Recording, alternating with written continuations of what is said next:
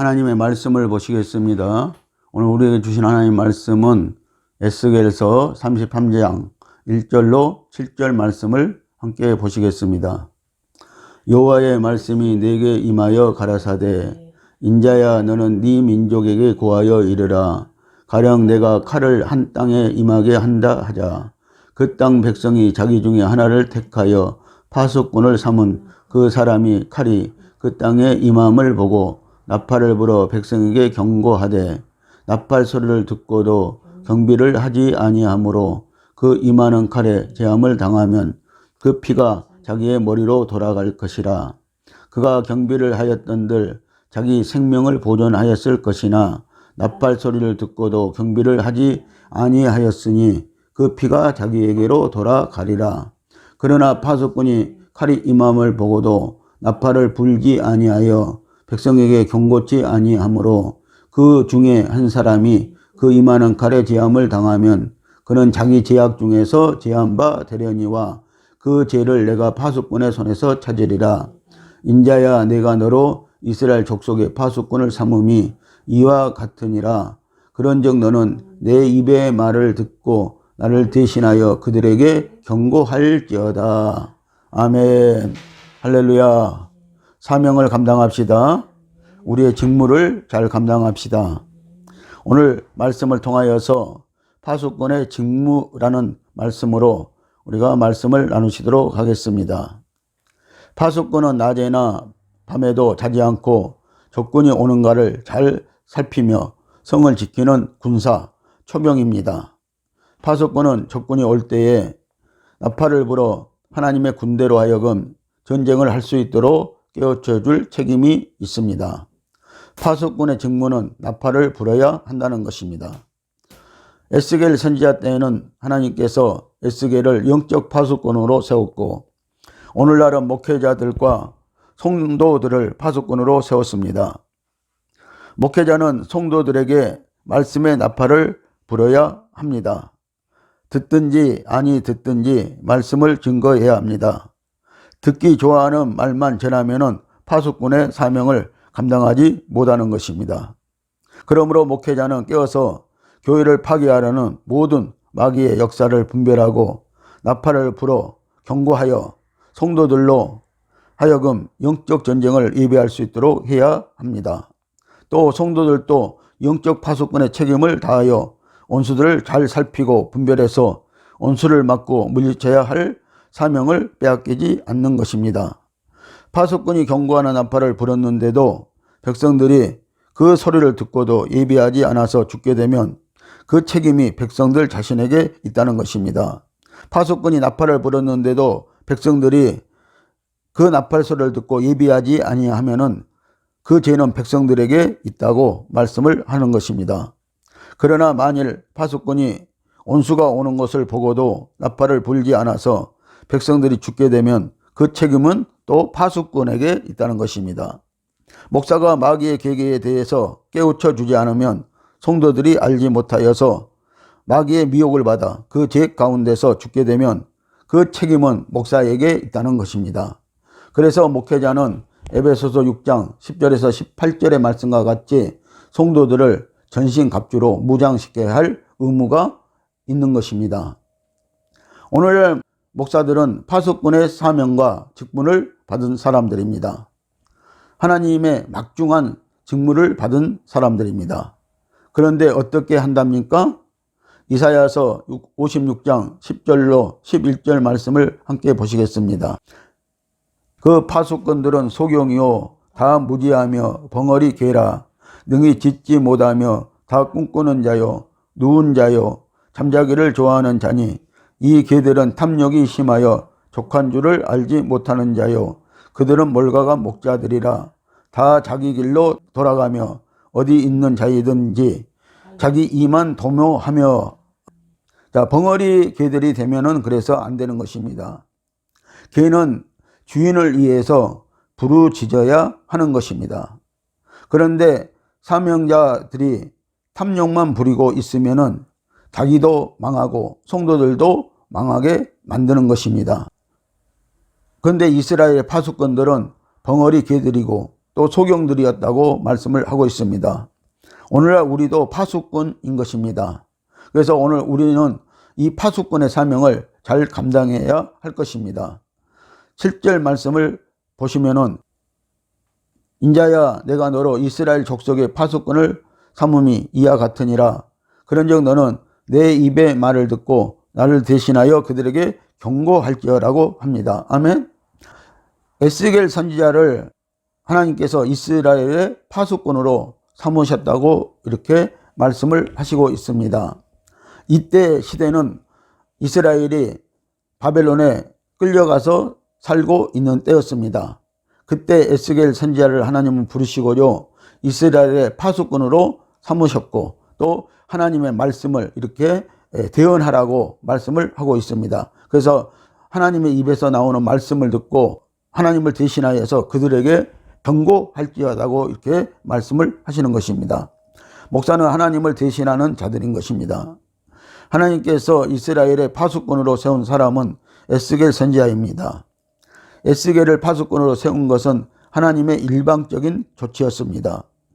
에스겔에게 너 파수꾼 할래라고 에스겔의 의사를 묻고 하나님이 결정하신 것이 아니라 내가 너를 이스라엘의 파수꾼으로 삼았다라고 하나님께서 작정하신 일을 통보하는 식입니다. 사명자는 하나님께서 부르신 자들인 것입니다. 파수꾼으로 부르셨다는 것입니다. 그런데 오늘날 그리스도인들이 가장 싫어하는 것이 무엇인지 아십니까? 사명자라는 말입니다. 신앙생활을 하면서 하나님만 사랑합니다, 주 없이 살 수 없습니다라고 쌍수를 들어 눈물을 흘리며 찬양하다가도 네가 사명자라고만 하면 벌쩍 뛴다는 것입니다. 심지어 목사 사모가 자기 자식이 사명자라고 하면은 더 벌쩍 뛴다는 것입니다. 인간은 언제나 자기에게 유익이 되는 일만 쫓게 된다는 것입니다. 7절의 말씀을 보시면은 파수꾼의 직무와 책임이 보이십니까? 파수꾼이 사명을 감당하지 못하면은 직무유기가 되는 것입니다. 파수꾼은 중보하다가 들은 하나님의 말씀을 단순히 전달하면 그래서 안 되는 것입니다. 하나님의 말씀을 듣고 나팔을 불어야 하는 것입니다. 전달한 말씀에 대해서 듣고 안 듣고는 각자의 책임입니다. 백성들의 책임이라는 것입니다. 그러나 만약 파수꾼이 하나님의 명령을 전하지 않을 때는 하나님께서 파수꾼에게도 책임을 물으시겠다는 것입니다. 하나님의 말씀을 듣고도 전달하지 아니하면은요, 파수꾼에게 하나님은 또 책임을 물으시겠다고 말씀을 하시는 것입니다. 하나님은 시대가 아무리 어두워도 반드시 파수꾼을 세우시고 경고를 하십니다. 하나님의 뜻을 반드시 미리 알려주신다는 것입니다. 왜냐하면 하나님의 궁극적인 뜻은 악인들의 멸망이 아니라 구원이기 때문입니다. 어두웠던 엘리야 시대 때에도 하나님은 7,000명의 파수꾼들을 숨겨놓았다고 말씀을 하시고 있는 것입니다. 에스겔 24장 15절로 18절 말씀을 보시겠습니다. 여호와의 말씀이 또 내게 임하여 가라사대 인자야 내가 네 눈에 기뻐하는 것을 한번 쳐서 빼앗으리니 너는 슬퍼하거나 울거나 눈물을 흘리거나 하지 말며 죽은 자들을 위하여 슬퍼하지 말고 종용이 탄식하며 수건으로 머리를 동이고 발에 신을 신고 입술을 가리우지 말고 사람의 부위하는 식물을 먹지 말라 하신지라. 내가 아침에 백성에게 고하였더니 저녁에 내 아내가 죽기로 아침에 내가 받은 명령대로 행하매라고 이렇게 말씀을 하십니다. 아멘. 하나님께서 에스겔 선지자에게요, 네 눈에 기뻐하는 것을 한번 쳐서 내가 빼앗겠다고 말씀하시고 있습니다. 에스겔의 아내를 가리키고 있는 것입니다. 에스겔의 아내는 유다 백성들을 상징합니다. 백성이 네 아내처럼 죽으면 좋겠느냐는 것입니다. 그래서 하나님께서는 에스겔 선지자를 시험해 보시는 것입니다. 그러면서 네 아내가 죽으면은 너는 종용이 탄식하며 수건으로 그 머리를 동이고 발에 신을 신고 입술을 가리우지 말고 사람의 부위하는 식물을 먹지 말라고 하시는 것입니다. 네가 한숨은 쉬되 크게 쉬지 말라고 하시는 것입니다.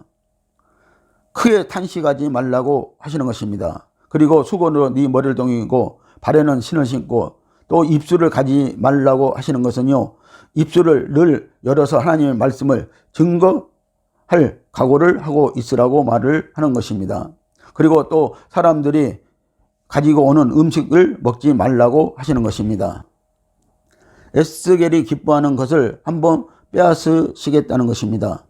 그것이 에스겔의 아내를 죽게 하시는 것이었습니다. 또한 하나님의 일방적인 일이었습니다. 에스겔 선지자에 대한 하나님의 시험입니다.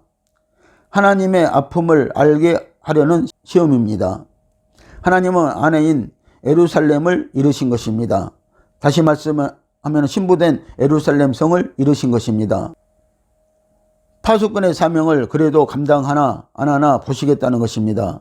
그러나 오늘날 우리는 에스겔서를 읽고 엄청난 감동을 받고 깨달았다고들 합니다. 하나님의 종은 하나님의 말씀을 하나님의 심정으로 대언하기 위해서 때로는 이처럼 아픈 대가를 치러야 할 때가 있다는 것입니다. 그래놓고 에스겔처럼 자기 목숨이나 아내나 자식의 목숨을 내놓으라고 하면 갑자기 도끼눈을 가지고 대듭니다. 하나님, 이것은 아니지 않습니까? 라고 대듭니다. 사람들은 남의 일에는 감동을 잘 받지만 자기 일에는 감동을 받지 못하고 있습니다. 에스겔이 무엇을 잘못했습니까? 아니면 그의 아내가 늙은 할머니라서 데리고 가신 것입니까? 에스겔이 사명자이기 때문에 데리고 가신 것입니다. 하나님은 우리의 죄를 위해서 사랑하는 아들 예수 그리스도를 세상에 보내시고 고난의 길로 걷게 하셨습니다. 그리고 십자가에서 죽게 하셨습니다. 성도가 하나님의 마음을 생각한다면 아들을 버리시는 슬픔과 고통을 알아야 합니다. 그런 의미에서 에스겔도 예수님처럼 하나님의 뜻을 안 것입니다. 에스겔은 아내를 데리고 가므로 자기가 하나님에게 어떤 마음을 먹어야 하고 어떻게 반응해야 하는가를 이스라엘인 우리 성도들에게 보여주어야 함을 알게 된 것입니다. 하나님은 불순종한 이스라엘을요, 수십만 명을 죽이시기도 하셨던 분이신 것입니다. 8절에서 그들이 나팔 소리를 듣고도 정신 차리지 아니하므로 그 임하는 칼에 제거함을 당하면 그 피가 자기의 머리로 돌아갈 것이라고 합니다. 아멘. 자, 이스라엘 백성들이요, 이 에스겔 선지자의 나팔 소리를 듣고도 그들이 그 칼이 임하는 것을 보고도요, 당하면은요, 그 피가 자기 머리로 돌아갈 것이다 라고 이렇게 말씀을 하시는 것입니다. 파수꾼의 경고를 받지 않는 모든 사람은 그들 자신에게 임하는 칼에 의해 죽임을 당하는 것입니다. 이것이 파수꾼이신 예수님의 경고를 듣고도 정신 차리지 않는 세상과 성도들은 심판을 받게 되어 죽게 될 것이라고 말씀을 하시는 것입니다. 그래서 오늘 저와 여러분들은 예수님의 경고의 말씀, 오늘 예수님이 하신 말씀을 듣고요, 우리는 정신 차리고요, 전신갑주로 무장하여서 파수꾼의 사명을 잘 감당하시고요, 또 성도들은 이 말씀을 잘 듣고 무장하시는 저와 여러분들이 되시기를 예수님의 이름으로 축복을 드립니다. 그렇다면 이제 성도는 누구입니까? 예수님이 하늘로 가신 이 시대에 예수 그리스도의 성령을 받은 성도가 세상에 남겨진 파수꾼들인 것입니다. 선지자도 죽었고 사도도 모두 죽었습니다. 그러나 우리 안에는 사도들을 인하여 파수꾼이 되게 하신 성령이 우리 안에도 있다는 것입니다. 성령이 지금 우리 안에 성령의 전을 삼고 있다는 것입니다. 하나님의 생명은 여전히 영원히 남아있는 것입니다. 우리의 생명으로 말입니다. 그래서 생명의 성령의 법이라고 말씀을 하시는 것입니다. 그럼 우리가 파수꾼의 직무는 무엇을 해야 합니까? 6절 말씀을 보십니다. 그러나 칼이 임함을 파수꾼이 보고도 나팔을 불지 아니하여 백성에게 경고하지 아니하므로 그 중에 한 사람이 그 임하는 칼에 제거당하면 그는 자기 죄악으로 말미암아 제거되려니와 그 죄는 내가 파수꾼의 손에서 찾으리라고 합니다. 아멘. 6절 말씀을 보시니까요, 자, 칼이 임함을 파수꾼이 보고도요, 나팔을 불지 아니하면은, 또 그 백성에게 경고하지 아니하면은 그 죄악은요, 자기에게 돌아갈 것이라고 말씀을 하고 있는 것입니다. 그래서 하나님께서는 파수꾼의 손에서 그 죄를 찾으신다고 말씀을 하시는 것입니다. 우리 성도가 그리스도의 몸으로 세워지고 머리가 그리스도라고 믿는다면 교회는 이 시대의 파수꾼의 직무를 분명히 감당해야 한다는 것입니다. 그런데 오늘날 우리 교회들이 이 파수꾼의 직무를 지금 감당하고 있는 것입니까? 오늘 인간은요, 죄와 허물로 죽은 자일 뿐이라는 사실입니다. 그래서 오늘 저와 여러분들이 경고의 나팔 소리를 듣고요, 이 경고의 복음을 듣고요, 우리는 오늘 예수 생명으로 살아나야 할 의무가 또 있는 것입니다. 그래서 이것이 바로 파수꾼이 해야 할 사명이라고 이렇게 말씀을 하시는 것입니다. 그래서 우리는 분명히 우리의 파수꾼의 직무를 감당해야 하는 것입니다. 성도는 오직 예수 그리스도 안에 있는 생명의 성령으로 살 때만이 하나님을 기쁘시게 할 수 있다는 것을 외치는 것입니다. 성령으로 사는 길만이 하나님의 뜻을 이루어 드릴 수 있는 유일한 길이라는 것을 외쳐야 한다는 것입니다. 그래서 오늘 저와 여러분들은 하나님의 말씀을 듣고 오늘 성령으로 행함이 있는 믿음 생활을 해야 할 것이라고 말씀을 합니다. 그리고 우리는 성령의 음성을 분명히 들어야 한다는 것입니다. 인자야, 내가 너를 이스라엘 족속의 파수꾼으로 세웠으니 너는 내 입의 말을 듣고 나를 대신하여 그들을 깨우치리라고 합니다. 아멘. 자, 파수꾼은요, 성도들을 깨우쳐야 할 의무가 있다고 말씀을 하시고 있습니다. 자, 그러면서 이 에스겔 선지자에게요, 내 말을 듣고 너는 나를 대신해서 성도들을 깨우쳐야 한다고, 이렇게 백성들을 깨우쳐야 한다고 말씀을 하시는 것입니다. 이것이 파수꾼의 사명이고 직무라고 말씀을 하시는 것입니다. 여기서 깨우치라는 것은 그냥 예수 믿으라는 외침이 아니고요, 생명의 성령으로 살지 아니면은 너희들은 다 죽을 것이라고 이렇게 외치라는 것입니다. 사랑하는 성도 여러분, 내가 그렇게 산다고 해서 누가 깨닫고 예수님을 알고 회개하겠는가라는 생각은 하지 마십시오. 우리의 삶을 도구로 이용하시는 것도 주님의 소관이고, 우리의 파수꾼의 삶을 사는 것을 보고 전도가 되는 것도 하나님의 방법이고 하나님의 소관인 것입니다. 예수 생명으로 사는 것이 파수꾼으로서 사명자로 직무를 감당하는 것입니다. 그렇지 않고 진리와 생명의 복음이 아닌 다른 복음을 전하면 벙어리 개가 되는 것입니다. 파수꾼은 오직 진리와 생명을 살리는 말씀을 증거하여 한 영혼이라도 살리고 지키는 것이 파수꾼의 사명이고 직무인 것입니다. 기도하시겠습니다.